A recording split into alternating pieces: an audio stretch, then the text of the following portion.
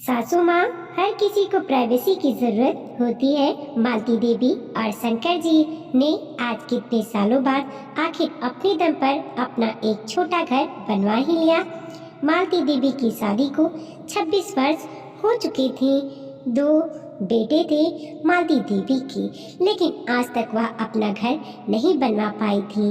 घर परिवार की जिम्मेदारियां, बच्चों की पढ़ाई लिखाई, सुई दवाई, इन्हीं सब जिम्मेदारियों में उलझी रही।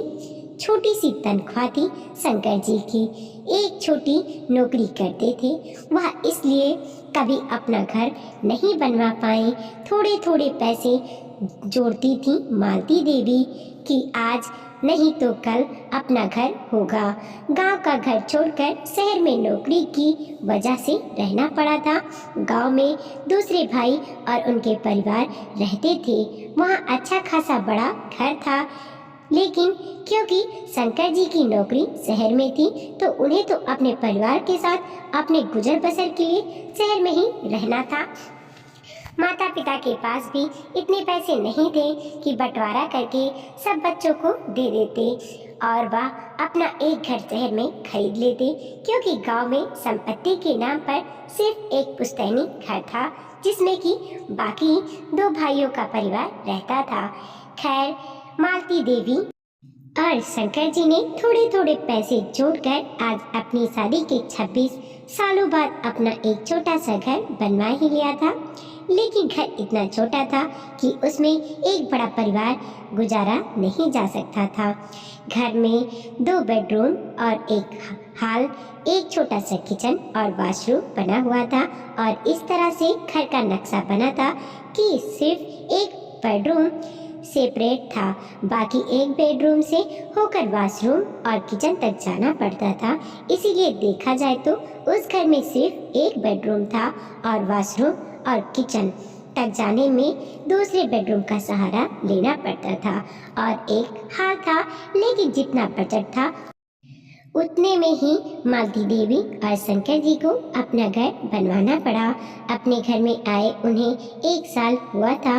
बेडरूम में शंकर जी और मालती देवी रहते थे और दूसरे बेडरूम में, जो कि किचन और वॉशरूम के बीच था, दोनों भाई रहते थे और हॉल में सोफा वगैरह लगा था और साइड में एक बेड भी लगा दिया गया था। घर बनते बनते ही मालती देवी और शंकर जी की उम्र लगभग बीत गई थी और बेटे की शादी की उम्र आ गई थी और मालती देवी ने अपने बड़े बेटे राजेश की शादी तय कर दी। मालती देवी के दोनों बेटे राजेश और अमित दोनों ही प्राइवेट कंपनियों में नौकरी करते थे और ठीक ठाक कमा लेते थे। खैर, बड़े बेटे राजेश की शादी हो गई और घर में बहू आ गई। अब क्योंकि घर में बहू आ गई थी और उसे बेडरूम चाहिए था, तो मालती देवी और शंकर जी ने अपना बेडरूम बड़े बेटे बहू को दे दिया और खुद दूसरे बेडरूम में शिफ्ट हो गए, जो कि कहीं से भी बेडरूम कहलाने के लायक नहीं था। और छोटा बेटा अमित हाल वाले बेडरूम में सोता था। खैर, नए बेटे बहू को तो प्राइवेसी मिल गई, क्योंकि उनकी नई नई शादी हुई थी और बहू घर में आई थी, तो यह जरूरी भी था। लेकिन मालती देवी और शंकर जी को बहुत परेशानी होने लगी, क्योंकि बेटे बहू जब भी किचन या वॉशरूम में जाते उनके कमरे से होकर गुजरते। कितना भी वह बुजुर्ग हो गए थे, हर कोई बेडरूम में एक प्राइवेसी चाहता ही है, जिसकी वजह से मालती देवी शंकर जी को बहुत दिक्कतों का सामना करना पड़ता था, पर क्या कर सकते थे, वही उनका घर था। खैर, इसी तरह से 3 वर्ष बीत गए और अब छोटे बेटे अमित की शादी के बारे में सोचा जाने लगा था। लेकिन शंकर जी का कहना था कि अमित की शादी करोगी तो छोटी बहू को कौन सा बेडरूम दोगी, क्योंकि अमित और राजेश भी कोई बहुत बड़ी नौकरी नहीं करते थे, तो उन लोगों का इतना बजट नहीं था कि अभी अपने घर में ऊपर के फ्लोर पर 2 बेडरूम बनवा ले, ताकि रहने की समस्या हल हो जाए। और मालती देवी और शंकर जी ने तो अपने जीवन भर की जमा पूंजी इस घर को बनाने में लगा दी थी, तो बजट इजाज़त नहीं दे रहा था कि घर में एक फ्लोर और बनवाया जाए और अमित की शादी की उम्र भी हो गई थी। मालती देवी का कहना था कि राजेश की शादी को 3 वर्ष हो चुके हैं। हम अपना बेडरूम राजेश को दे देंगे और हम हाल में शिफ्ट हो जाएंगे और राजेश के बेडरूम में अमित और उसकी पत्नी शिफ्ट हो जाएंगे, क्योंकि वह नई बहू रहेगी तो उसे प्राइवेसी चाहिए। मालती देवी को यह बात समझ में नहीं आ रही थी कि कोई नई बहू रहे या पुरानी, या फिर बहू रहे या वह खुद रहे, प्राइवेसी की सबको जरूरत होती है। उन्हें तो बस अपना परिवार एक साथ चाहिए था। वह नहीं चाहती थी कि कोई भी बेटा अपना परिवार लेकर अलग किराए के घर में जाए और उनकी जिद के आगे किसी की नहीं चल रही थी। उनका कहना था कि मैं जब तक जीवित हूँ मेरे दोनों बेटे बहू साथ में ही रहेंगे। मेरे मरने के बाद जिसे जहाँ रहना है रहे। और अपनी इसी जिद में उन्होंने अपने छोटे बेटे अमित की भी शादी कर दी और राजेश का कमरा अमित को दे दिया गया। राजेश मालती देवी के कमरे में शिफ्ट हो गया और मालती देवी और शंकर जी हाल में शिफ्ट हो गए। नई बहू को एक कमरा मिल गया, लेकिन 3 साल पहले आई बड़ी बहू की जिंदगी खराब हो गई, क्योंकि उसके कमरे से होकर वॉशरूम और किचन का रास्ता जाता था। कोई प्राइवेसी नाम की चीज नहीं रह गई थी और मालती देवी और शंकर जी तो हॉल में ही पड़े थे, जहाँ तो हर वक्त कोई ना कोई आता जाता ही रहता था। कभी भी वह आराम नहीं कर सकते थे, लेकिन फिर भी मालती देवी की जिद थी कि हम सब एक साथ एक घर में रहेंगे। मेरे जीते जी मेरे बेटे बहू मुझसे अलग नहीं होंगे। उन्हें यह नहीं दिख रहा था कि इससे कितनी दिक्कतें बढ़ रही हैं। शंकर जी का कहना था कि जब बजट हो जाएगा तो हम ऊपर के फ्लोर पर बच्चों के रहने के लिए अलग बेडरूम बनवा देंगे या ऊपर एक फ्लोर और बनवा देंगे, ताकि दोनों बच्चों को अपना अपना एक फ्लैट मिल जाए। लेकिन जब तक ऐसा नहीं हो पा रहा है, इन्हें किराए के घर में जाने दो। इनकी भी जिंदगी है, इन्हें अपने हिसाब से जीने दो। यहाँ पर दोबारा नहीं आएंगे। अपने जीवन का सुनहरा समय वह दोनों इसी सब में गुजार देंगे और चैन की जिंदगी नहीं जी पाएंगे। लेकिन मालती देवी को यह सब बातें समझ में आ ही नहीं रही थी। उन्हें बस माँ का प्यार दिख रहा था और वह अपने जीते जी अपने बच्चों को अपने से दूर नहीं देख सकती थी। एक माँ बनकर तो वह सोच रही थी, पर एक पत्नी बनकर नहीं सोच रही थी, क्योंकि वह उस उम्र के उस दौर से निकल चुकी थी और अब वह उनकी ख्वाहिश और जज्बात को नहीं समझ पा रही थी। खैर, इसी तरह से दिन गुजर रहे थे। छोटी बहू भी अब गर्भ से थी और बड़ी बहू का 1 वर्ष का बच्चा था, जो कि अभी माँ का स्तनपान करता था। बड़ी बहू जब गर्भ से थी तो उसे उल्टियाँ होती थीं, तो वह दौड़कर वॉशरूम की तरफ जाती थी, लेकिन इतनी दिक्कत नहीं थी क्योंकि उसके सामने उसका देवर रहता था। लेकिन अब छोटी बहू पेट से थी और उसे भी बहुत उल्टियाँ आती थीं और साड़ी पहनने में दिक्कत होती थी, जिसकी वजह से वह नाइटी पहनती थी। और क्योंकि गर्भावस्था में बहुत ज़्यादा घुटन के एहसास होते हैं, इसीलिए वह दुपट्टा वगैरह नहीं लगा सकती थी और उसे बार बार दौड़कर वॉशरूम की तरफ जाना पड़ता था और जेठ के कमरे से होकर जाना पड़ता था, जो कि उसे और जेठ जी को दोनों को बहुत ही शर्मिंदगीजनक महसूस होता था। उधर बड़ी बहू का बच्चा छोटा था, जो कि कभी भी स्तनपान करने के लिए रोने लगता था। और कई बार ऐसा होता था कि बड़ी बहू अपने बच्चे को स्तनपान करा रही होती थी और ससुर जी या देवर वॉशरूम या किचन में जाने के लिए उस कमरे से गुजरते थे और उन्हें भी शर्मिंदगी का एहसास होता था, साथ ही साथ बहू को भी। लेकिन मालती देवी या सब कुछ देखकर भी अपनी जिद पर अड़ी थी। लेकिन अब हालात बदतर होते जा रहे थे, क्योंकि यह कहीं से भी सही नहीं लग रहा था कि बच्चों को एक साथ रखने के लिए सारी मर्यादाओं को ताक पर रख दिया जाए। लेकिन मालती देवी को समझाए कौन? उनका कहना था, सब घर के ही तो हैं, लोग हैं, घर की बातें कौन बाहर करेगा। ठीक है, जेठ के सामने बिना घूंघट के छोटी बहू को आना पड़ता है, कोई बात नहीं, जेठ तो बड़े भाई के समान होता है। क्या उसे उसकी परेशानी नहीं दिख रही?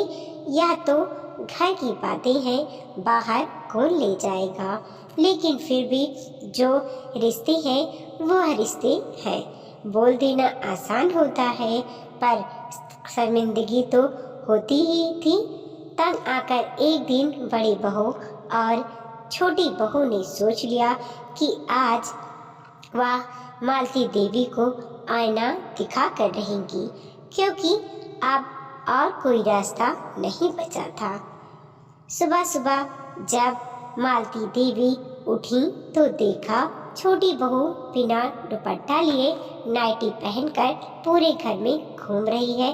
मालती देवी ने बोला, यह तुम क्या कर रही हो? तो उसने बोला, मेरा जी घबरा रहा है, कमरे में मुझे अच्छा नहीं लग रहा। तो मालती देवी ने बोला, तो ठीक है, दुपट्टा तो लगा लो।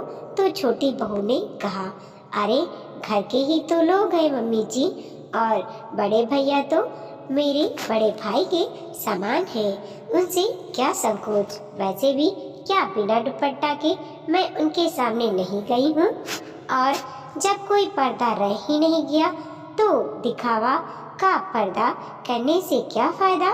रोज रोज जेठ जी को और मुझे दोनों को शर्मिंदगी का एहसास होता है।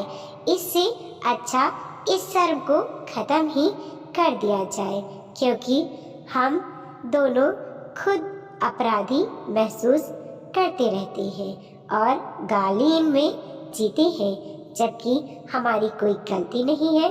मालती देवी को कुछ जवाब देती ना बना और वह किचन की तरफ जाने लगी कि देखा बड़ी बहू बिना दुपट्टा लगाए अपने बच्चों को स्तनपान करा रही थी। मालती देवी ने बोला, तेरा दिमाग भी फिर गया है क्या? कम से कम दुपट्टा तो लगा ले। अभी इसी कमरे से होकर अमित आएगा जाएगा, तेरे ससुर जी आएंगे जाएंगे, थोड़ी तो शर्म लिहाज कर ले। बड़ी बहू ने बोला, कैसे शर्म लिहाज मम्मी जी, या कोई एक दिन की बात तो है नहीं कि मैं मैनेज कर लूँ, यह तो रोज की बात है। इतनी गर्मी है, बच्चा दुपट्टे के अंदर पसीने पसीने हो जाता है और रोता रहता है, ठीक से दूध भी नहीं पी पाता है और रोते रोते सो जाता है, क्योंकि उसे बहुत गर्मी लगती है। तो अब मैं उसके स्वास्थ्य से तो समझौता नहीं कर सकती, और इसमें मेरी कोई गलती नहीं होने के बावजूद भी मैं खुद को अपराधी महसूस करती हूँ। और वैसे भी क्या ससुर जी और देवर जी को पता नहीं है कि हमारा घर कितना बड़ा है और हमें उसी में गुजारा करना है, और जब कोई पर्दा रह ही नहीं गया है तो दिखावे का पर्दा करने से क्या फ़ायदा। रिश्ते तो वैसे भी पर्दे से बाहर आ चुके हैं, तो खुद को अपराधी समझकर अपराध बोध महसूस करने से क्या फायदा। मालती देवी को आज बड़ी बहू की बातों का भी जवाब देते नहीं बना, लेकिन मालती देवी ने समझा लिया कि अब अगर उन्होंने मुंह नहीं खोला तो उनके परिवार का बिखर जाना तय है। और यह गलत भी नहीं था। बच्चों को साथ रखने की जिद में बच्चों की प्राइवेसी के साथ खिलवाड़ किया जा रहा था, जो कि कहीं से भी सही नहीं था। हर किसी को अपनी व्यक्तिगत जिंदगी आराम से जीने की हक है और होना भी चाहिए, और जो रिश्ते एक मर्यादा के दायरे में अच्छे लगते हैं उन्हें एक मर्यादा में ही रहना चाहिए। शंकर जी ने तेज आवाज में बोला, बहुत हो गया मालती देवी आपका, आप और नहीं। आपकी वजह से मेरे दोनों बेटे बहू घुट घुट कर जी रहे हैं। आपकी वजह से दोनों बेटे बहू किसी भी प्रकार की गलती ना होने के बावजूद भी शर्मिंदगी, गालीन और अपराध बोध में हर वक्त घिरे रहते हैं, और कुछ हद तक मैं भी। लेकिन अब और नहीं, आपकी जिद के आगे मैं और नहीं झुकूंगा। क्या यह जरूरी है कि अगर बेटे बहू अलग रह रहे हैं तो वह माँ बाप से दूर हो जाएंगे, या भाई भाई एक दूसरे से दूर हो जाएंगे। आज मैं कहता हूँ तुम दोनों अपना अपना कमाते हो, जैसा मैं और तुम्हारी माँ ने किराए के घर में अपना जीवन गुजारा और जब बजट हुआ अपना घर बनवाया, उसी तरह से तुम लोग भी किराए के घर में जा सकते हो, और जब बजट हो तो अपना घर बनवा सकते हो, या फिर इसी घर में ऊपर का फ्लोर बनवा सकते हो। कोई ज़रूरत नहीं है इस तरह जानवरों की ज़िंदगी जीने की, ताकि हम एक साथ एक घर में रह सके। अरे, एक घर में रहने का यह मतलब नहीं है कि इंसान होते हुए भी हम जानवरों की तरह रहने लगे। मेरा यह है फैसला है कि आज का आज तुम दोनों यहीं कहीं आसपास में अपने अपने लिए किराए का घर देख लो और उसमें शिफ्ट हो जाओ, और हर सुख दुख में एक दूसरे के साथ खड़े रहो। जबरदस्ती एक दूसरे के साथ रहकर परेशानी में जिंदगी गुजारने से अच्छा है दूर दूर रहकर प्यार मोहब्बत से रहो। और हाँ, मेरे इस फैसले को आखिरी फैसला समझो, और अब इस पर कोई बात नहीं होगी। आज तुम दोनों अपने लिए घर देखो। पति का रौंद रूप देखकर आज मालती देवी को कुछ भी बोलने की हिम्मत नहीं हुई, और उन्होंने बोला, तुम्हारे पापा जैसा कह रहे हैं वैसा करो। हाँ, मैं मानती हूँ मैं गलत थी। तुम दोनों को अपने पास रखने के लिए मैं तुम दोनों की व्यक्तिगत जिंदगी से खिलवाड़ कर रही थी, जो कि कहीं से भी सही नहीं है। तुम दोनों को अपनी प्राइवेसी मेंटेन करने का हक है। आज मालती देवी को अपनी गलती का एहसास हो चुका था। वीडियो को लाइक कीजिए, कमेंट कीजिए और अपने दोस्तों के साथ ज़रूर शेयर कीजिए। चैनल पे नए हैं प्लीज़ सब्सक्राइब कीजिए और देखते रहिए मोटिवेशनल स्टोरी।